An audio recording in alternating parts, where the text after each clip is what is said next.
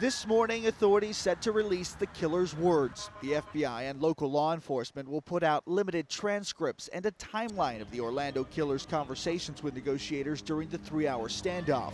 The reason why we're going to limit these transcripts is to avoid re-victimizing those who went through this horror. Attorney General Loretta Lynch tells CNN the transcripts reveal details of 3 phone calls with the killer before he was shot dead by police.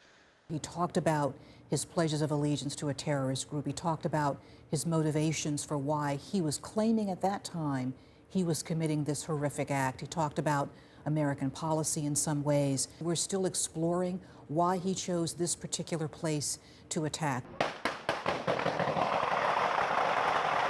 This as police defend their tactics that morning as the killer carried out his rampage inside the popular gay nightclub in Orlando. There was never a time when we were just sitting there doing nothing.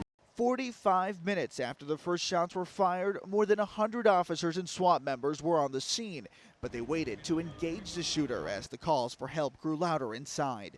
I was cursing for them to enter the building. Orlando's SWAT commander insisting police mounted strategic efforts to surround the killer and rescue hostages before making the call at 5 a.m. to blow through the club's wall. I think that's the misconception, is that officers did not go inside until 5 o'clock or whatever time the last breach was. Officers were going inside from the beginning of this incident. Over the weekend, several funerals and memorial services for the victims of the attack. More than 50,000 gathering in the city of Orlando to pay their respects at a candlelight vigil. Mourners in awe as a giant rainbow appeared over the memorial to remember the 49 lives senselessly taken 1 week ago.